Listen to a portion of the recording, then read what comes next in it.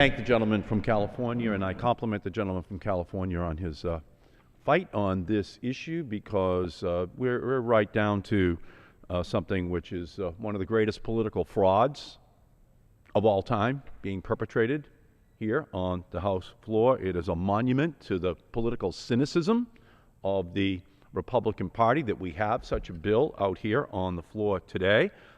It is a tribute to the control that the fossil fuel and nuclear industry now has over the Republican Party. We have a bill out here on the House floor which purports to make sure that the program which gave loans to Solyndra is ended.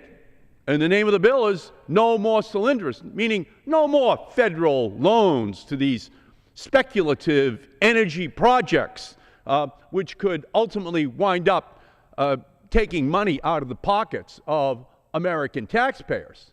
That's what they say they're doing. No more Solyndras, meaning end that program. But what does their bill do? Well, their bill says no more Solyndras, but it should be amended to say the only $88.4 billion more for nuclear and coal No More Solyndras Act of 2012. Because what the Republicans do is that they grandfather in all of these applications, $76.5 billion for nuclear, $11.9 billion for coal, $88.4 billion for nuclear and coal. Now, it would be one thing if they were saying, but we've made a determination that the solar industry, the wind industry, that's risky. But the nuclear industry, that's just the safest industry ever. Except for one thing. When this program was put on the books in 2005, it was Pete Domenici from New Mexico who put the program on the books in order to provide a crutch for the nuclear industry. And then when the Bush administration was even apprehensive about giving out any loans, the Republicans then began to pressure the Bush administration to give out loans to the nuclear industry, which it did not want to. Senator Domenici actually put a hold on former Congressman Nussle even being named the head of the OMB until he promised he was going to give out loans to the nuclear industry. That's the history of this program. Nuclear, nuclear, nuclear. Last year, the Republicans in control of the House and the Senate, what did they do? Well, in the loan guarantee program, they left in $32 billion for nuclear and coal and cut out the $17 billion in loan guarantees for wind and solar. Got the picture? Nuclear, coal, they like it. Wind and solar, they hate it. Or, to be more clear about it, the nuclear and the coal industry hate it. Because wind and solar are taking off across this country. 12,000 new megawatts of wind this year, 3,200 new megawatts of solar this year. It is taking off as these other two industries are going down.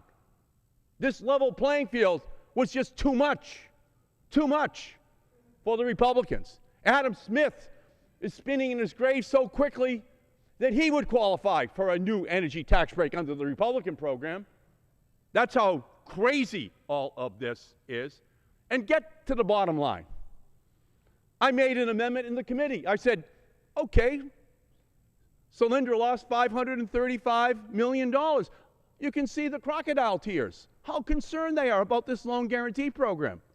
So I said, okay, no energy loan guarantee recipient who lost more than $540 million last year is eligible for a loan guarantee.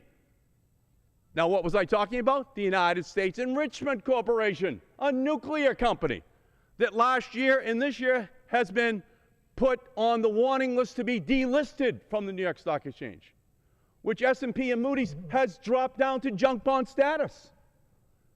And the Republicans are saying they're so concerned about the standards, and here is a company basically teetering on the brink of bankruptcy, with the federal government already having given it over.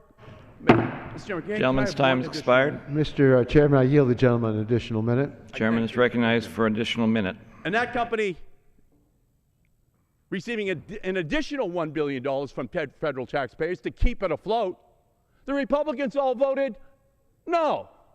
We're not going to set up any standards. We're not going to have any rules. When the Southern Company wanted $8 billion for 2 nuclear power plants, even though it's $1 billion over cost already, the Republicans say, no problem, it's nuclear. So this is a pretty clear line here. It's an all-out assault on solar and wind, all out. It's been going on for a year and a half. This is the next installment.